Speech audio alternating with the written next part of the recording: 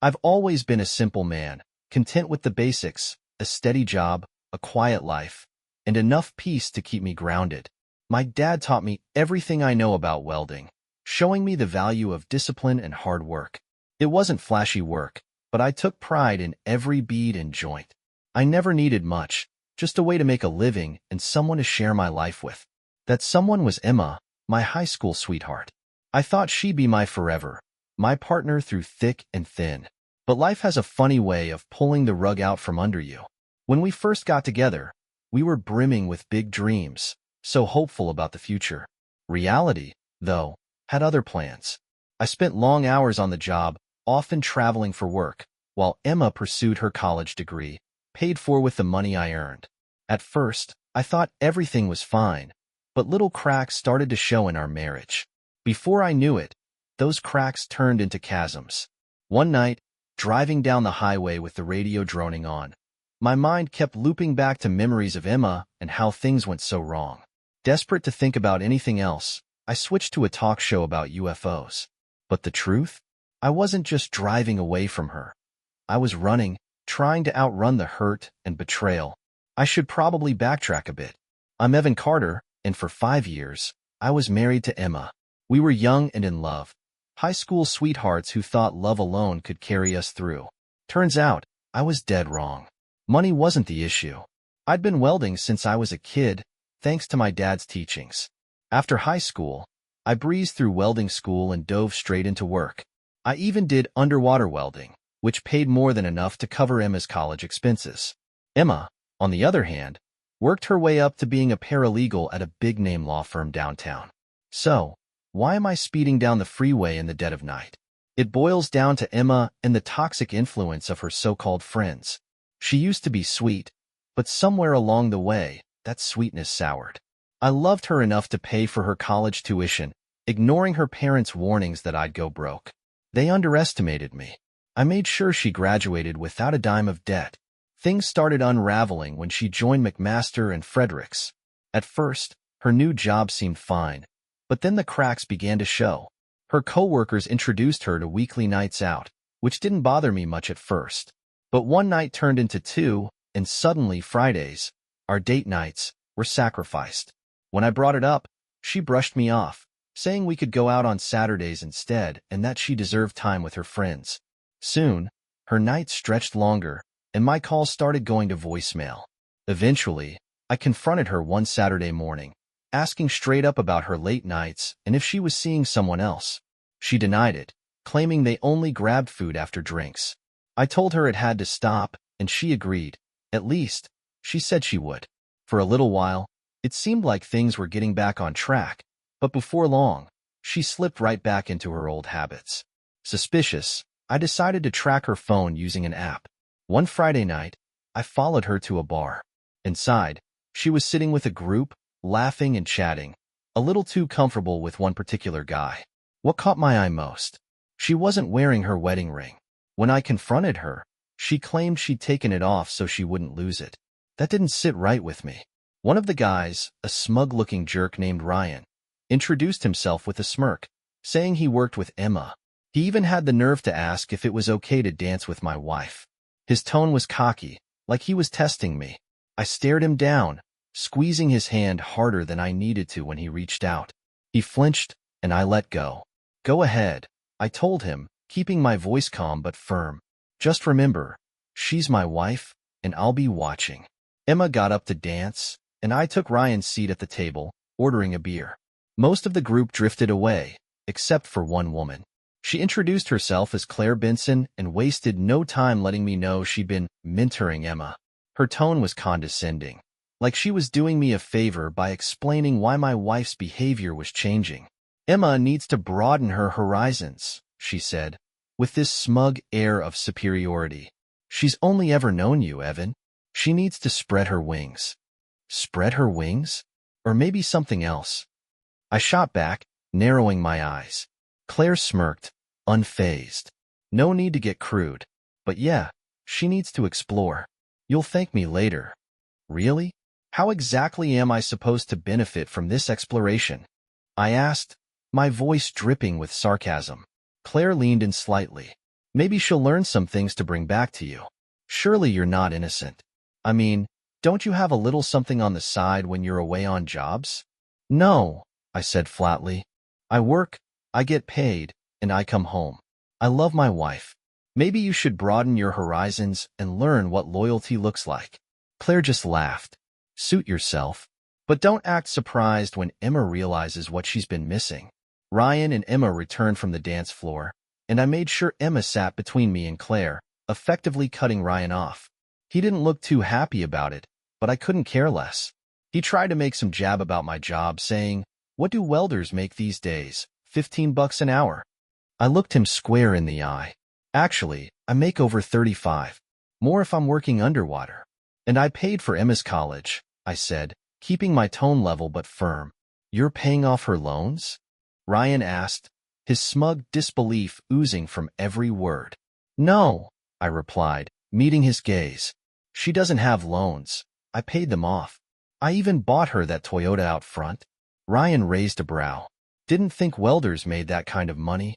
Bet you're having a good time on the road, though, huh? Lot of lonely nights, right? He nudged me like we were pals. I stared at him coldly. No, I work 16-hour days. I take my vows seriously. Ryan smirked, clearly enjoying himself. Turning to Emma, I asked, "Did you drive here?" "Yes," she said, almost hesitantly. "Good. I've had enough fun. I'm heading home. You can follow soon." I stood, knocking my beer into Ryan's lap. "Oops. Better go change," I said dryly. Ryan jumped up, furious, but stopped short when I glared. "Smart move," I muttered. Emma came home minutes after me, slamming the door. "What the hell was that? You embarrassed me." "I embarrassed you?" I shot back. "You're the one acting ashamed of me, running around without your wedding ring." Her face softened slightly. "I'm not ashamed of you. I just work with these people.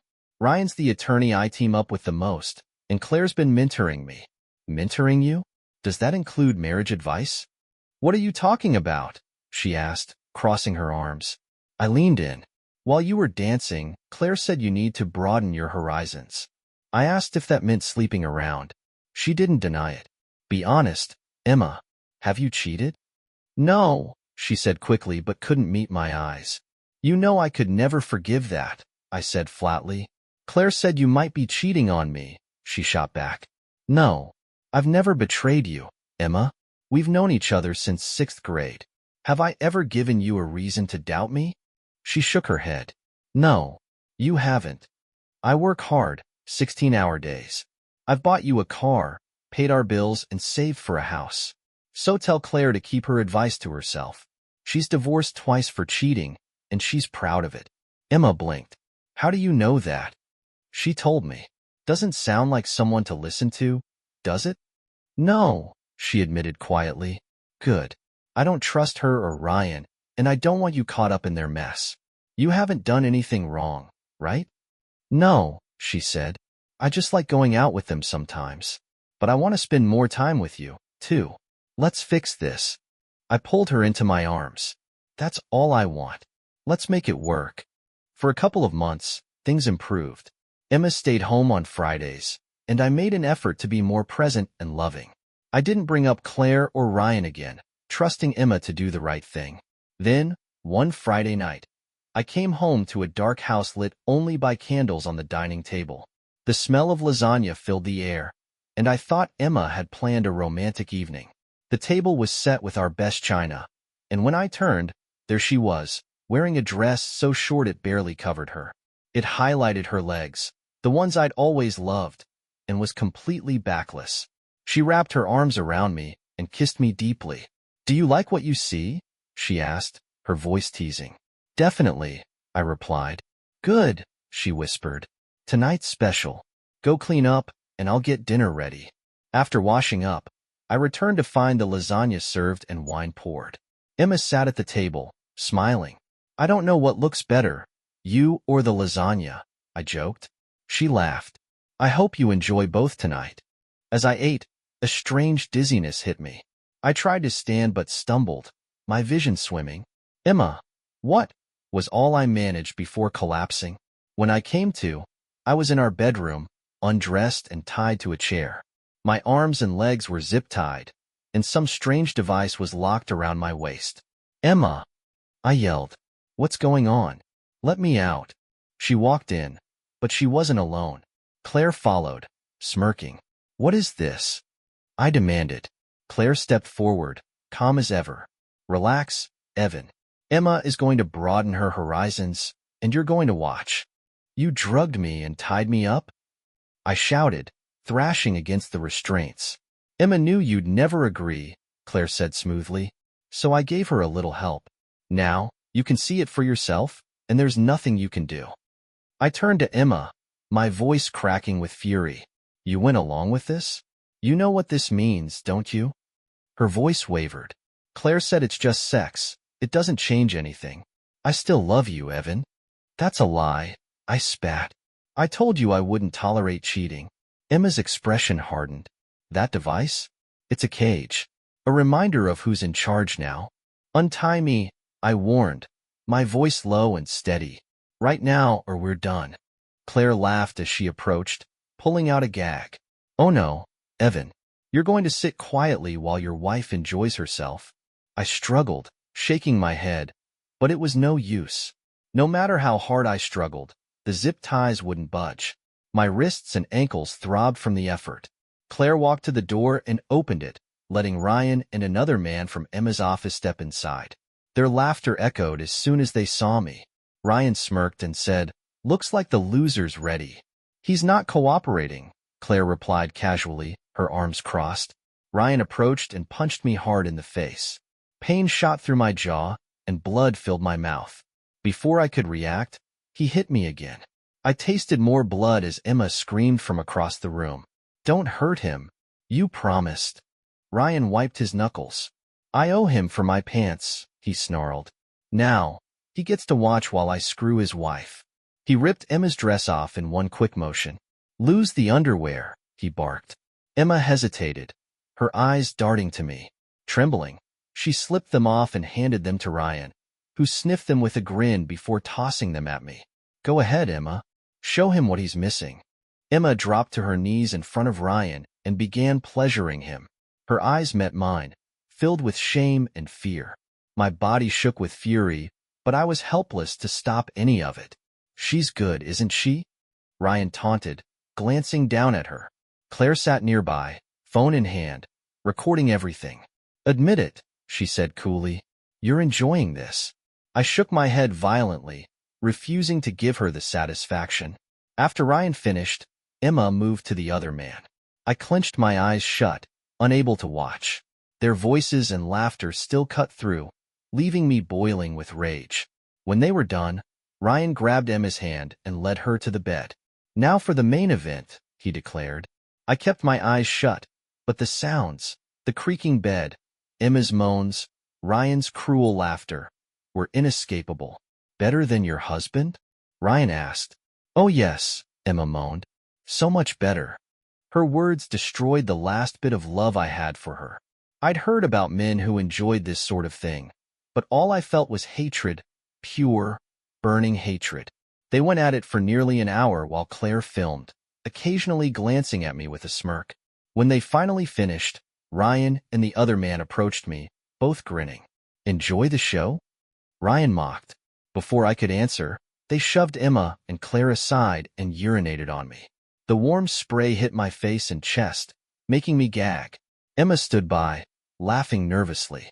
Ryan leaned in close, his breath reeking of alcohol. "Say anything, and I'll ruin your life. Your wife is mine now. I'll do whatever I want, whenever I want." After they left, Claire stepped closer. Her smirk was gone, replaced with a cold glare. "Don't cause trouble, Evan, or it'll get worse." She turned to Emma. "Let him loose after I'm gone." Claire walked out, leaving Emma to deal with the aftermath. She removed the gag, cut the zip ties, and unlocked the cage around my waist. Her hands were shaking as she tried to speak. "Evan," she began. I didn't let her finish. I grabbed my clothes and reached for my phone. "What are you doing?" she asked, panic creeping into her voice. "Calling the police," I said coldly. "Please don't press charges," she begged. "I don't want to go to jail." "Trust me," I replied. Jail is the safest place for you right now. Get dressed. The cops will be here soon. You don't understand, she warned. Ryan and Claire will come after you. Get dressed, I repeated, my voice firm. Emma obeyed, quickly pulling on her clothes as her phone buzzed. A message from Claire read. Everything okay? I replied. Everything's fine. He'll deal with it. I hoped the lie would buy me some time. When the police arrived, I let them in. One officer took my statement, while another went to question Emma in the bedroom. After a brief discussion, they returned and placed her in handcuffs. Please don't arrest me, she cried, tears streaming down her face. It was just for fun. I turned away, unable to look at her. The officer taking my statement explained Emma was being arrested for illegal detention, drugging, and sexual assault. We'll need to take you to the hospital for tests, he added. I nodded, knowing the evidence would be crucial. At the hospital, they took blood and urine samples, checked my injuries, and gave me painkillers. Just as I was starting to relax, a woman entered my room. Evan Carter, she asked. That's me, I replied. I'm Rachel Monroe, the assistant DA assigned to your case. How are you feeling? I've been better, I admitted, my voice weary. Rachel filled me in. Ryan, Claire, and the other man had been arrested, but she warned their company's influence might get them released. She said she'd push for a protection order. Do you think it'll help? I asked. Maybe, she admitted, but there are no guarantees. I sighed. I'll deal with it. They'll stay in jail until Monday, she added. You might want to contact a divorce lawyer unless you plan on staying with your wife. I'm done with her, I said flatly. Rachel nodded. Good. I'll make sure you have the resources you need. Since my apartment was now a crime scene, I was kept overnight at the hospital. Rachel asked if I owned a weapon, and I told her I didn't. Exhausted, I fell asleep once they moved me to a private room. The next morning, my parents visited. I told them everything. My father's face reddened with anger as I recounted the events. What are you going to do? He asked. Divorce her, I said without hesitation. Good, he replied. Let me find you a lawyer. He also promised to drive me home when I was discharged. Later, Emma's parents came by. They looked devastated. Her father asked quietly, Are you divorcing her? Yes, I confirmed. Her mother's voice shook. If she needs a place to stay, she can come home with us. We're so sorry, Evan. I thanked them, appreciating their kindness despite what had happened. A few hours later, the doctor discharged me. My parents arrived just as I finished the paperwork, ready to take me home and help me start over. After the nurse went over my discharge instructions, I was wheeled out to the car where my parents waited. My dad helped me into the passenger seat, his face still lined with worry. As we pulled into the driveway of my apartment, he walked me to the door, his hand steadying me. Call if you need anything, he said firmly. I will. Thanks, Dad, I replied. Inside, I saw that the police had searched the apartment, drawers slightly ajar, furniture shifted. Everything felt off. On the answering machine, a single message blinked. When I played it, a deep, robotic voice said, Dead meat. At first, I froze, but then I replayed it and recognized the soundbite from a Rocky movie. Whoever sent it wanted to scare me, but it wasn't a direct threat. The doorbell rang, startling me. Looking through the peephole, I saw a brunette who looked vaguely familiar. I grabbed my phone, activated the camera, and opened the door slightly, keeping the chain on. Yes? I asked. Mr. Carter, the woman said softly. That's me. And you are? Lila Hayes. I work with your wife. May I come in? Are you alone? I asked cautiously. Yes. I unchained the door and let her in. She stepped inside, her nervousness evident. What can I do for you, Lila? Without a word, she handed me a manila envelope. What's this? I asked, taking it from her. Please, just open it, she said quietly. I walked to the kitchen, grabbed a pair of gloves, and carefully opened the envelope. Inside were photographs of a man, his hands tied behind his back, lifeless eyes staring into nothing. The images were graphic and unmistakable. This man had been killed. Who is this? I asked, my voice tense. That's my husband, Noah, she said, tears welling in her eyes. Did you report this to the police? Yes, but they ruled it a suicide. The firm we work for has too much influence.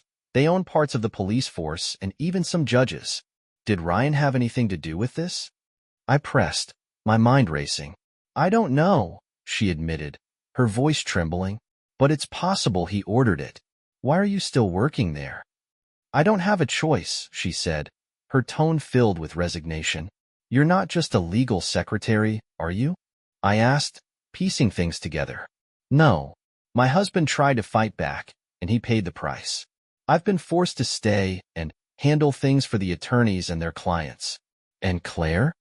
I asked, the connections becoming clearer. She's like a madam. She assigns us. Emma. Lila hesitated, and I felt my stomach drop. She was being groomed, wasn't she? I finished. Lila nodded. Yes. I found a folded note tucked inside the envelope, the message spelled out in letters cut from magazines. Back off, or this could be you. Did you read this? I asked, showing her the note. No, she said. It was dropped at my apartment this morning with instructions to hand-deliver it to you. Would you testify to the DA? No, she said firmly. I want to stay alive. You don't understand how dangerous these people are, especially Claire. How many people at the firm know about this? Everyone at the executive level, she said, her voice barely above a whisper. Thanks for bringing this to me, Lila. I'm truly sorry for your loss, I said, genuinely moved by her courage. You're a good man, Evan, she said with a sad smile. Emma's lucky to have you. Thanks, I replied, though the words felt hollow. I escorted her to the door, scanning the street to ensure no one was watching. Once the coast was clear, I locked the door behind her. The voicemail and envelope had changed everything. I still planned to divorce Emma, but now the stakes were higher. After I dealt with Ryan, Emma might wish for the Grim Reaper instead of facing me.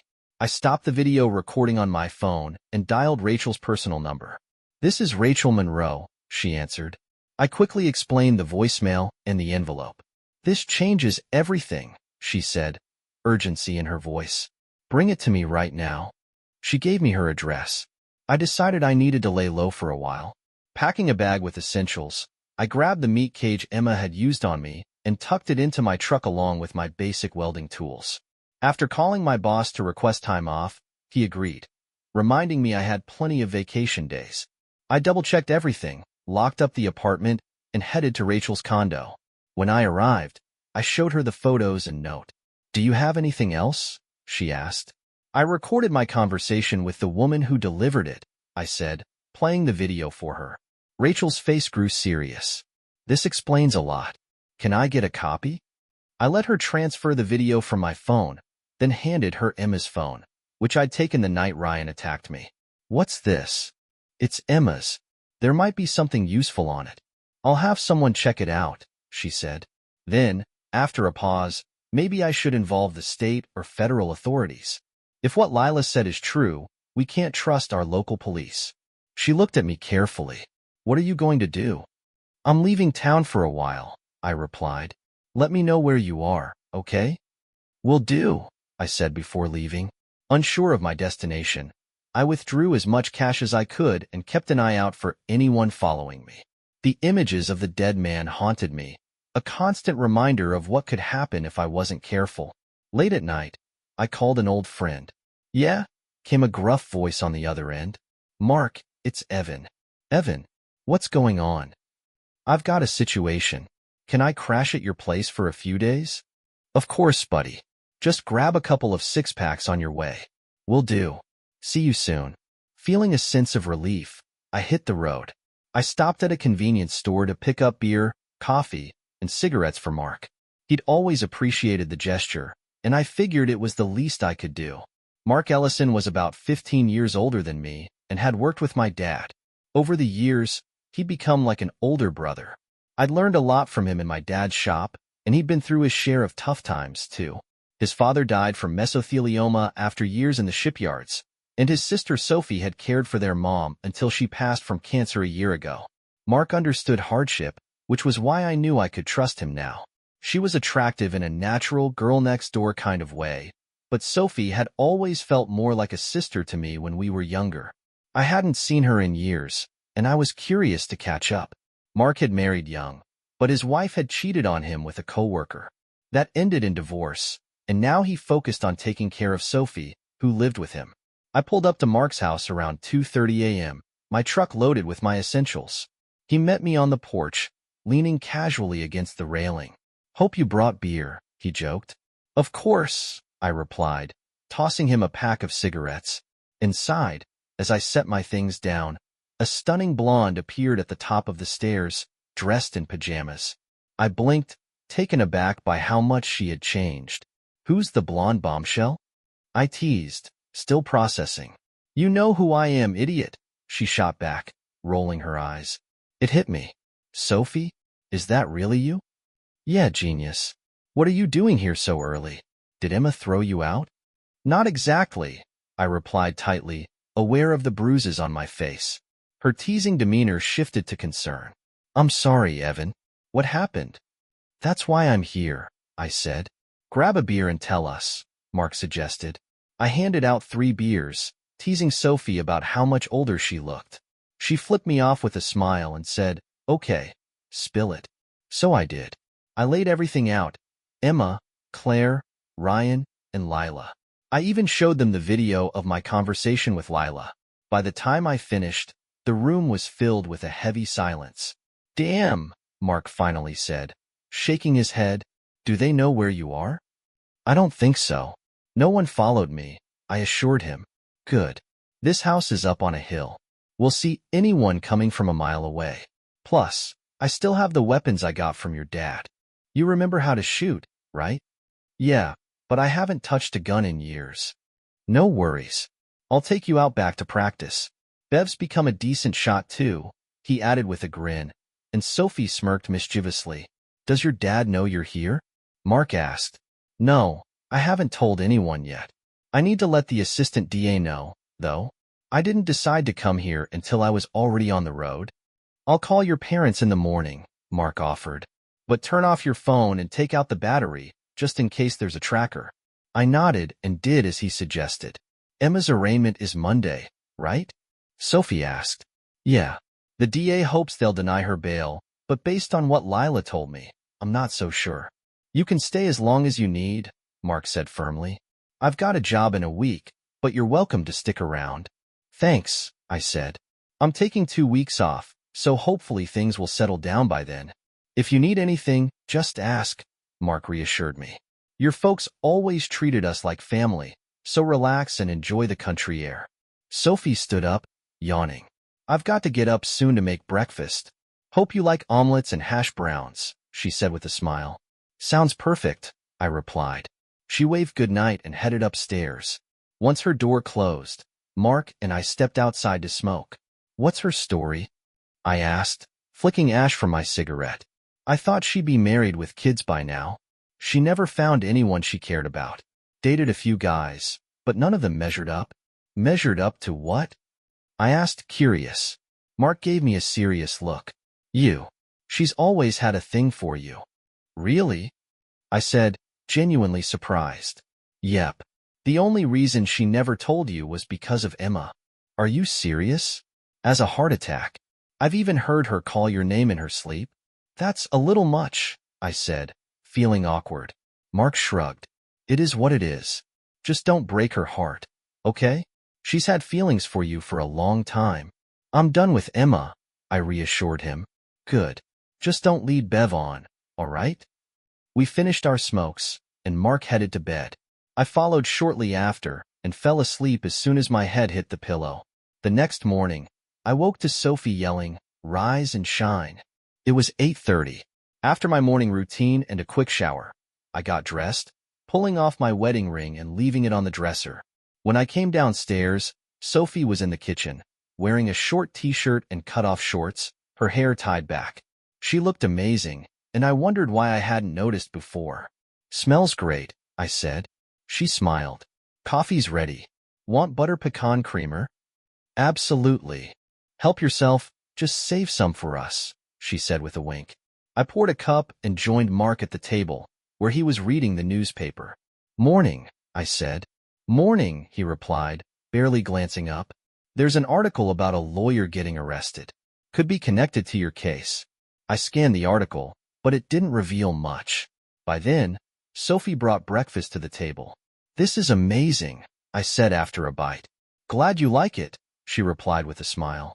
After breakfast, Mark stood up. I'm heading into town for a bit. If you need to call the DA, use the house phone.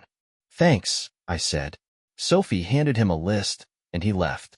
Need help with the dishes? I offered. Not necessary, but I'd appreciate it, she replied with a grin. We worked together to clear the table. She tossed me a towel while she washed the dishes. I see you're not wearing your ring, she said, glancing at me. Are you really going to divorce her? Yeah, I said firmly. I told her I wouldn't tolerate cheating, and I meant it. Good, Sophie replied with a slight smile. Glad to see you've still got some backbone. So, what's your story? How are things with you? I asked. Sophie shrugged, her casual demeanor masking a hint of sadness. I'm okay, I guess. Anyone special in your life? I asked, genuinely curious. There was, but he was taken, she said, looking down. Besides, I had to take care of my parents. Yeah, I heard, I said sympathetically, sensing the weight of her words. I worked as a waitress after Dad died, but when Mom got too sick, I stayed home to care for her full-time, she explained, her voice steady. I'm sorry you had to go through that. Don't be, she replied with a soft smile. I don't regret it. I just hope someone will be there for me when I'm that age. What happened after your mom passed? I asked gently. We had to sell the house to cover the expenses. Mark let me keep what was left, and I've been living here ever since. He offered to send me to college, but I turned him down, she added. Why? I asked, surprised. I wanted to make it on my own. I've been working at McDonald's and taking business courses at night, she said proudly. That's amazing. Good for you. Mark's still talking about starting his own fabrication business. He wants me to handle the accounting, she said with a laugh. Still on about that, huh? I chuckled. Yep. He does custom work for folks around here and makes good money. It's his dream to work full-time from his shop. Maybe he'll show me the shop while I'm here, I suggested. That would be nice, she replied. The conversation lulled, and for the first time, I found myself truly admiring Sophie, not just for her looks but for everything she'd endured and accomplished. She noticed me staring and raised an eyebrow. What are you looking at? She asked, half smiling. I think I'm looking at the most beautiful woman I've ever met, I said earnestly. She blushed and looked down. Stop teasing me. I'm not, I replied. I admire everything you've done. Taking care of your parents, working your way through school. I just wish I'd noticed it sooner. Well, you were blinded by Emma, she said with a small smile. Yeah, you're right, I admitted. With the dishes done, Sophie dried her hands and turned to me, her expression more serious. She used you, you know, she said bluntly. I sighed. I think you're right. I saw through her years ago, she continued, shaking her head. Why didn't you say anything? I asked, genuinely curious. You wouldn't have believed me, Sophie said with a hint of frustration. She had you wrapped around her finger. All I wanted was to make her happy, I said quietly, staring at the floor. And look where that got you, she replied, her voice rising. She got her degree, a new car, and everything else on your dime. Then, when she didn't need you anymore, she traded you in. Sophie's eyes flashed with anger. I'm glad she's in jail because I'd tear her apart if she were here. I believe you would, I said with a small smile, trying to lighten the mood. Sophie crossed her arms and stared at me intently. I need to know one thing. What's that? I asked. Are you going to fall for her tears and take her back? I shook my head firmly. No, that's not happening. Good, she said, visibly relieved. Just remember that. Without warning, Sophie pulled off her t-shirt and tossed it aside. I froze as she quickly undressed and walked toward me. Wrapping her arms around me, she kissed me passionately. The next thing I knew, we were making love in the kitchen, the morning sunlight streaming through the window. I love you, Evan Carter. I've always loved you, she whispered afterward, her voice tender. I love you too, Sophie, I replied, still catching my breath. I want to stay like this forever. That sounds nice, she said with a smile. But I doubt my brother would appreciate it. She laughed, and I kissed her deeply again. Then, a thought struck me. I pulled back, concerned. I just realized I didn't use protection. Don't worry, I'm on the pill, she reassured me with a smile. Honestly, I wouldn't mind if you got me pregnant. I'd love to have your kids. I'll hold you to that, I said, relieved. We should clean up before Mark gets back, she said, standing and stretching. What's the meat for tonight? I asked as I gathered my clothes. We barbecue on Sundays, weather permitting. You like venison, right? Yeah, but it's been years since I had any, I replied, smiling. Good. I shot at myself with Mark's .50 caliber flintlock and dressed it in the field, she said proudly. You're quite the woman. I'm impressed, I laughed. I even molded the bullet myself, she added with a wink. Damn, do you like fishing too? I asked, intrigued. I love fishing. I bait my own hooks and clean my own fish, she said, clearly proud. Is there anything you haven't done? I asked sarcastically. I haven't rebuilt the transmission in Mark's truck yet, but I did help him rebuild the engine, she laughed. I'm definitely in love, I said, kissing her. Now hurry up and shower, she teased. I'll be up in a bit. I headed upstairs and jumped in the shower. A few minutes later, Sophie joined me, wrapping her arms around me. Just wait until tonight, she teased. By the way, you're sleeping with me from now on. My bed's bigger than yours. Won't Mark mind? I asked. Nope. We're both consenting adults, she winked. After the shower, we got dressed and went back downstairs. I need to call the DA to let her know where I am, I said. Sophie handed me a cordless phone. Use this one. I picked it up, nearly forgetting it was a long-distance call. Rachel answered after 2 rings. Rachel Monroe, she said. Rachel, this is Evan Carter. I'm calling to update you on my whereabouts. Evan, I was worried, she replied, relief evident in her voice. You're calling long distance. Where are you? Rachel asked, her tone tinged with concern. I'm with an old family friend, I explained. I turned off my cell for safety. Got it. I'll keep you updated, she said. The feds are investigating the firm your wife works for, and I've contacted a top divorce lawyer in your area. I hope that's okay. No problem. I appreciate it, I replied. She's expecting to hear from you tomorrow. If anyone can help, it's her, Rachel added. Thanks. I'll make the call, I said, jotting down the details she provided. She promised to keep me informed about Emma's arraignment before we ended the call. By the time I hung up, Mark was back with groceries. I stepped outside to help him carry the bags into the house. I called your parents, Mark said as we unpacked. They were worried. I told them you're staying with us. Thanks. I appreciate that, I replied. That evening, we grilled the venison Sophie had prepared and ate dinner outside on the deck. The warm breeze and stunning countryside made it easy to forget my troubles, even if only for a while. After we finished, we all pitched in to clean up. Mark and I grabbed beers and stepped outside for a smoke, while Sophie tidied up the kitchen. So, Mark began with a grin. Are you going to be sleeping in her room? I felt a wave of discomfort, knowing Sophie was his sister. Yeah, I think so, I replied awkwardly.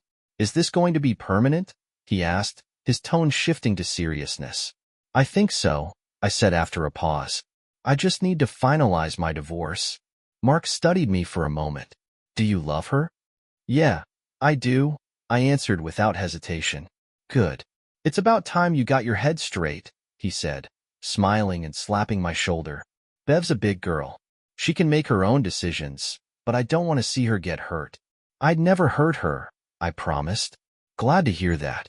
Welcome to the family, he said, extending his hand. I shook it, and we pulled each other into a bear hug. Just don't keep me up all night, okay? Mark joked, laughing. I'll do my best, I replied with a chuckle. That night, after Sophie and I made love, I held her close, thinking about what the future might hold for us. It was the first time in a long while that I felt genuinely content. What are you thinking about? She asked softly, her head resting on my chest. The future, I replied. Oh, She lifted her head to look at me. Yeah. What do you want out of life? Where do you see yourself in 5 or 10 years? I asked. I'm not one to chase a career, she said thoughtfully. I just want a loving husband and a family. That's enough for me. And your classes? I asked. They're more for Mark, she admitted. He'll need help with his business. What do you want? I'm like you, I said. I just want a faithful wife and a family. I thought I had that with Emma, but it didn't work out. She smiled and traced her fingers along my chest. You've got that now. We'll get through this together. We're a team. I love you, I said, kissing her forehead. I love you more, she whispered, holding me tightly. I fell asleep that night feeling truly loved for the first time in years. The next morning, Sophie was up early. After making breakfast, she kissed me before heading out. Don't forget, I have class after work. I'll be home by 9:30, she said with a grin. You two fend for yourselves. I love you, she said as she walked out. I love you too, I replied, touched by how natural those words felt now. Mark came into the kitchen shortly after. No kiss for me, he joked. Sophie laughed and gave him a quick peck on the cheek. Stay out of trouble, she said as she headed out the door. After she left, I glanced at the clock. I need to call that divorce lawyer, I said. Mark motioned to the phone. Go ahead. I dialed the number Rachel had given me. Law Office of Caroline Foster, a friendly voice answered.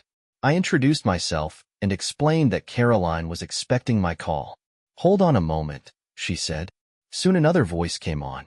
Caroline Foster. How can I help? This is Evan Carter. Rachel Monroe gave me your number. Ah, yes. I've been expecting your call. Normally I prefer in-person meetings, but I understand this time is different, she said. That's fine, I replied. We can handle most of it online. Tell me everything, she instructed. I explained the situation, and she listened carefully. What are your expectations? She asked.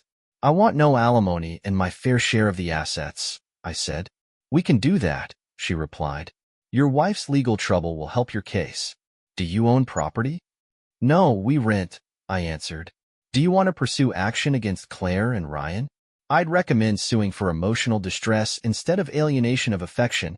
It's more effective, she advised. Do whatever you think is best, I said. I'll get started. Do you have an email? I gave her my information, and she said, I'll send documents, including a contract to sign and a checklist. You'll also need to pay a retainer. Can you do that today? Yes, I agreed. Great. Once everything is ready, I'll have the papers served. Any questions? No questions, I replied. Her assistant took my credit card information for the retainer. After hanging up, I checked my email and found the documents Caroline had sent.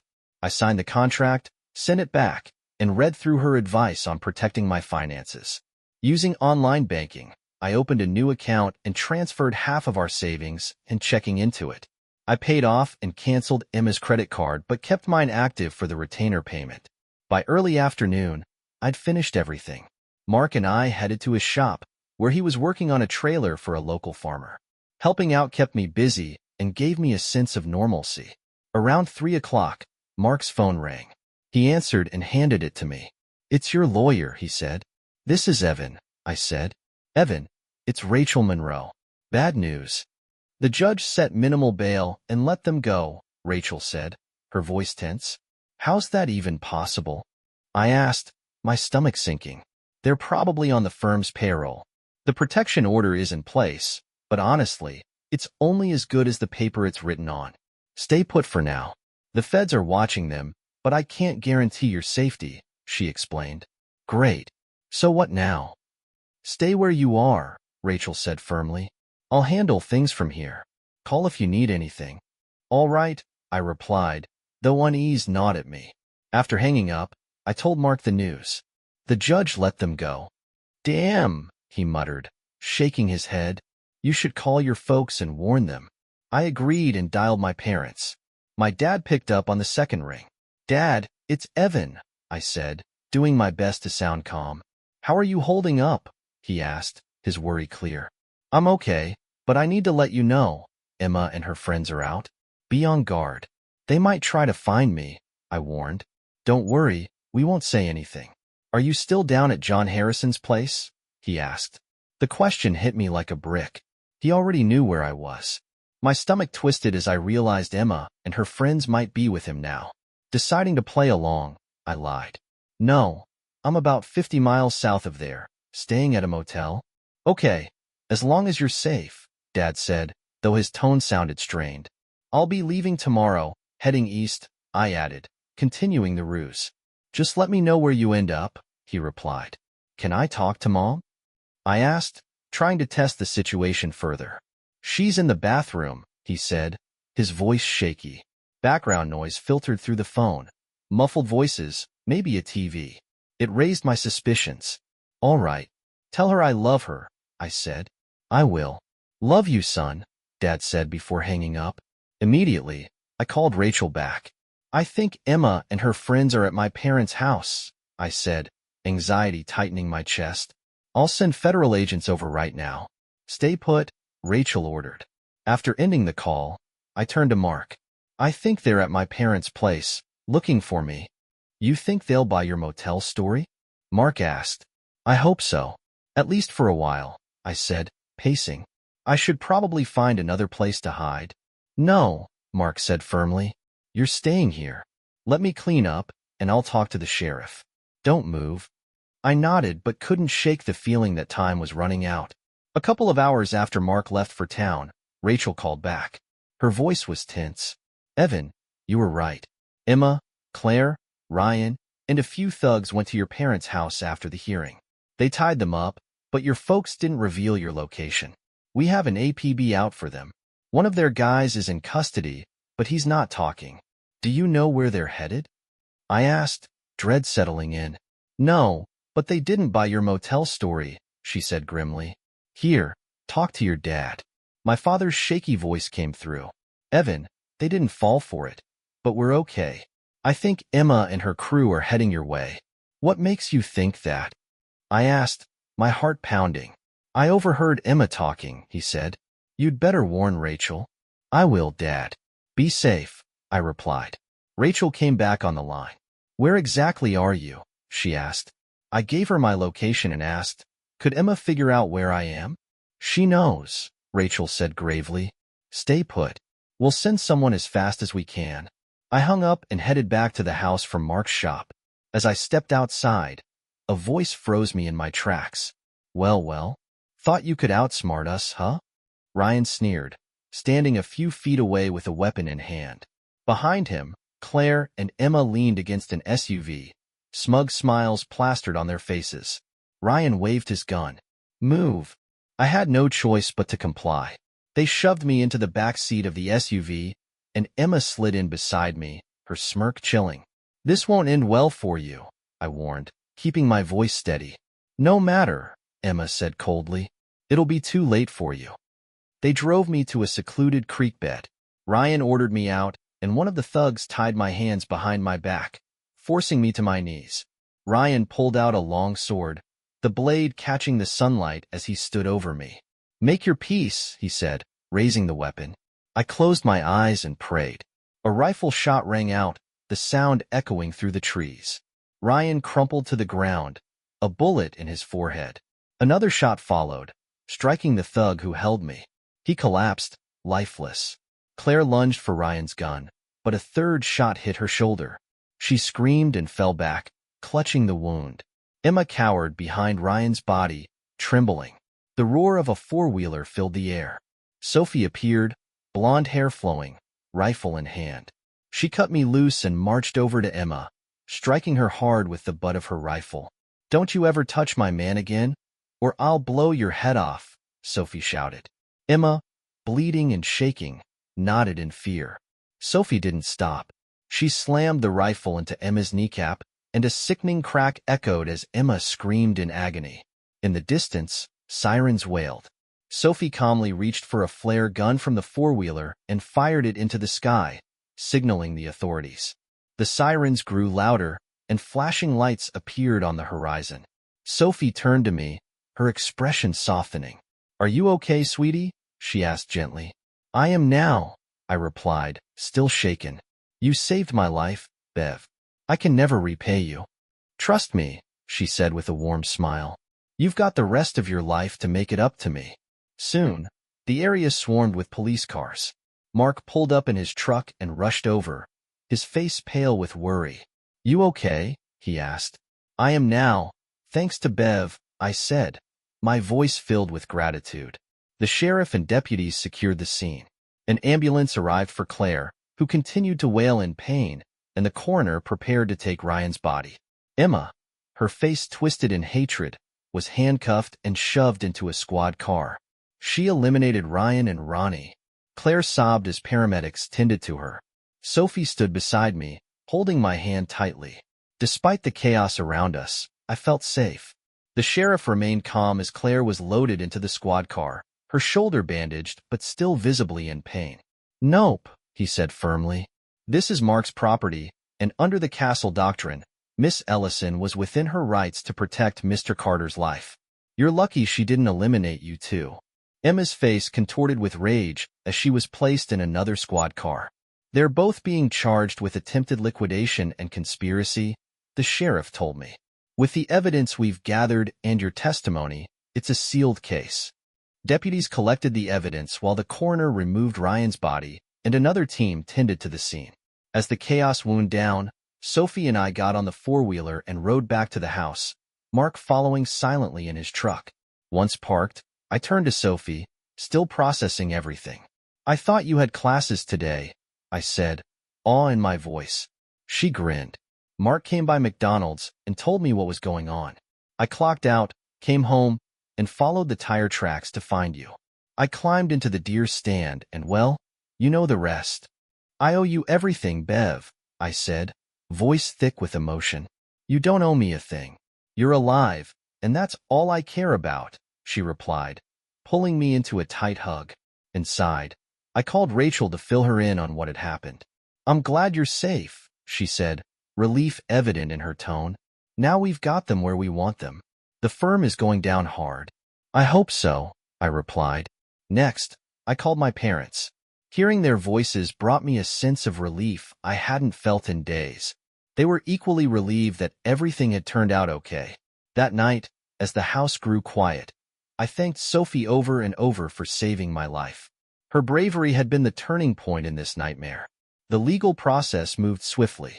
Claire eventually recovered from her injuries, but she and Emma stood trial for multiple charges, including my attack, illegal detention, and conspiracy to commit liquidation. The evidence against them, combined with my testimony and Sophie's actions, sealed their fates. Both were found guilty and sentenced to life in prison without the possibility of parole. I couldn't have been happier to see them get what they deserved. Meanwhile, Caroline finalized my divorce from Emma. Thanks to Emma's convictions, she got nothing, no alimony, no share of our savings.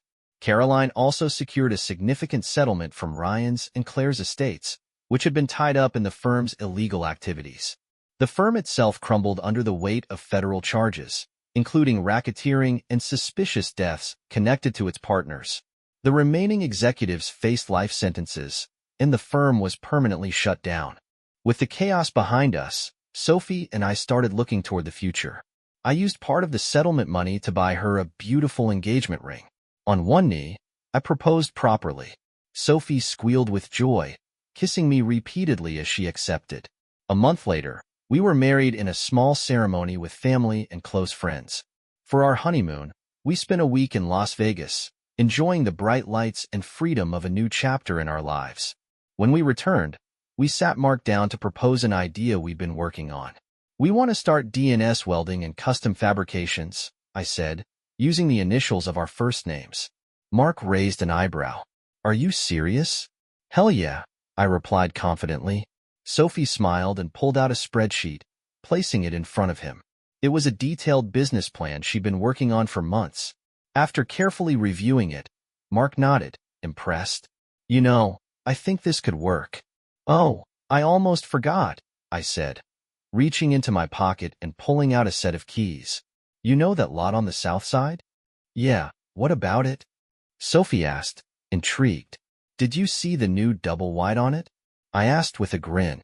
Yeah, we thought you sold it, she replied. Nope, I said, smiling. It's your wedding gift, from me and your parents. The lot and home are in your name now. Your dad and I moved all your stuff from the apartment, minus anything with Emma's picture on it. Sophie's eyes widened in shock. Wow, I don't know what to say. Just say thanks, partner, I said, extending my hand. Instead, Sophie pulled me into a bear hug. You're okay with us living down there? She asked, a hint of concern in her voice. I'd hate for you to feel alone. I'll be fine, I reassured her.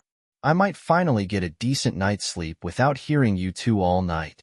We all laughed and celebrated the new chapter in our lives. That night, Sophie and I christened the master bedroom of our new home.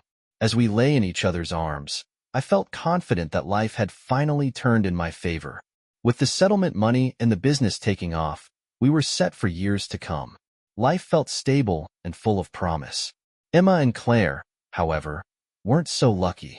Life in prison was harsh. They were assigned the worst jobs, cleaning toilets with toothbrushes and performing favors for inmates with special preferences. I couldn't help but think their horizons had just gotten a lot wider.